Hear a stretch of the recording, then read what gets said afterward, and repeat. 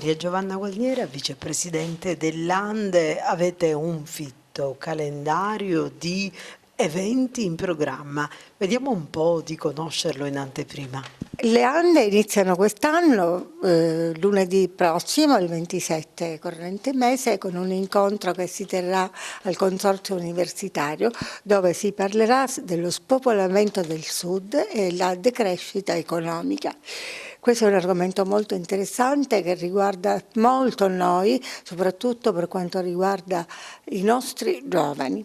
Nel mese di febbraio lo dedichiamo, perché per noi è anche un punto fisso, direi, alla legalità. Non abbiamo ancora date ben precise, però sarà il mese dedicato alla legalità.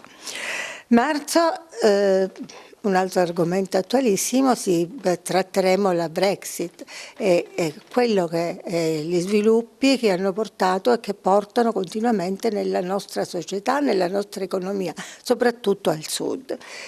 Concluderemo con aprile, ovviamente, con le elezioni amministrative. Come sempre le Ande cerca di incontrare tutti i sindaci per dare spazio a tutti quanti, però questi sono, diciamo, i nostri incontri in generale, però non ci limitiamo soltanto a questo, ci sono altri eventi, ma questi sono i più importanti. E sicuramente dobbiamo dire che è un argomento molto sentito dalla società e da un punto di vista anche della nostra associazione all'interno, in assemblea, in direttivo, abbiamo sentito proprio l'esigenza di trattare queste due tematiche che costituiscono delle dinamiche che associate sembra che ci facciano cadere il Sud in una situazione ancor più, diciamo, di regresso, e sono le due dinamiche dello spopolamento, perché di questo si tratta.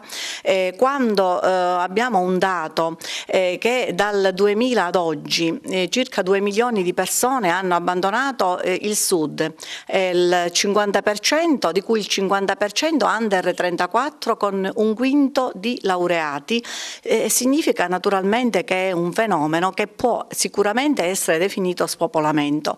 E poi l'altra dinamica che accoppiata a questo fa un mix sicuramente non piacevole, anzi preoccupante, è quello del divario che da un punto di vista, diciamo, economico è andato ad aumentare tra le due macro aree del paese Italia, e mi riferisco al centro-nord e al mezzogiorno. Un divario che era iniziato, diciamo, una situazione di crisi che era iniziata, come sappiamo, già dal lontano 2007, ma che ha avuto ripercussioni molto pesanti sul mezzogiorno e anche allontanandoci in un trend sempre più negativo. Quindi addirittura anche al nostro interno, in termini di PIL, di differenza di PIL sostanziale, ripeto, tra quelle due macro aree di cui ho parlato. Allora ci siamo dette, perché non approfondire questo tema molto sentito, che tutti quanti sulla pelle ce lo sentiamo, perché abbiamo figli, insomma, molti hanno figli fuori che lavorano e non riescono a ritornare, quindi sembra appunto una fuga inarrestabile.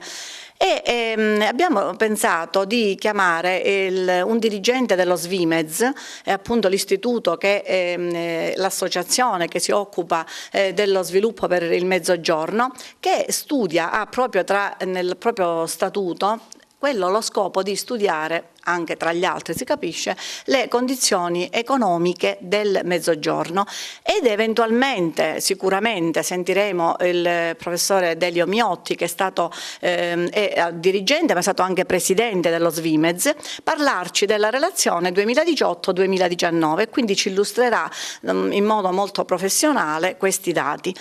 Avremo modo di sentire anche il professore Sabatino, che è professore di economia dell'Unicore, il quale ha pubblicato un libro sul Mezzogiorno, sulla situazione critica del Mezzogiorno, e quindi in qualche modo cercheranno di darci una situazione quantomeno più chiara, e soprattutto ci aspettiamo dal relatore dello Svimez possibili soluzioni praticabili, naturalmente da proporre agli organi politici, agli organi che naturalmente sono deputati a trattare queste grandi, importantissime problematiche. Appuntamento quindi? Appuntamento lunedì prossimo 27 alle ore 16 presso il Consorzio Universitario, aula Crescente.